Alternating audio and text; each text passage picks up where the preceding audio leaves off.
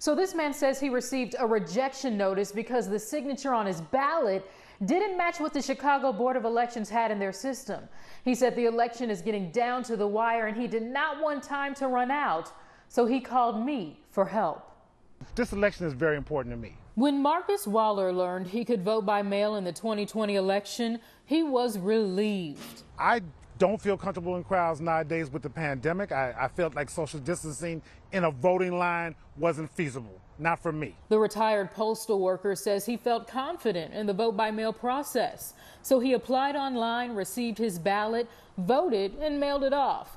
But about 2 weeks later, Waller says he was informed via email that his ballot was rejected because the signature on the ballot did not match what they had on file. Waller says his signature has evolved over the years and isn't quite sure what they have in the system. It may be from when I was living in Hyde Park, that was back in the 90s. He tells me his signature has been a problem in past elections, but he's always been able to get it cleared up in person. Show my ID and my voter's registration card, and I had never had a problem. It was rectified right then and there with the poll workers. They say, okay, that's Marcus, no problem. Waller says he appealed, but got worried when he didn't hear back from the Chicago Board of Elections.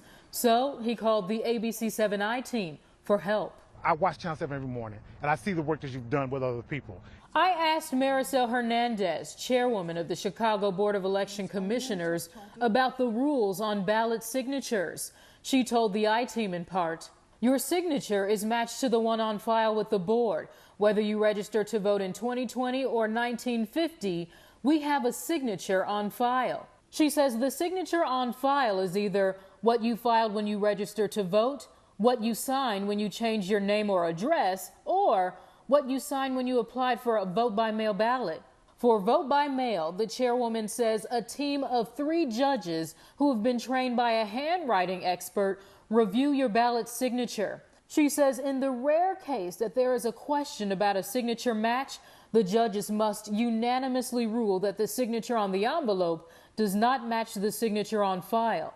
In that case, the signature is rejected. The chairwoman says the voter then receives an email or letter with instructions on how to restore their signature. In Waller's case, the Board of Elections tells me his appeal was received and his ballot has been approved. And that same day, Waller received an email confirming that his ballot was counted, and they apologized for such a late response. He says he's glad he didn't give up and thankful that he voted early. These are just very trying times for most of us. And this election means something to me. I want to be able to know that my vote counted, that I stood for something in this election.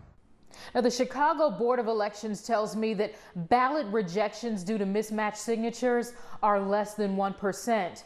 But they also tell me that for security reasons, voters are not able to view their signature that's in their system. We have more tips and resources for people voting by mail on our website. Visit ABC7Chicago.com. Hey, if you like that video, be sure to subscribe to our ABC7 Chicago YouTube channel.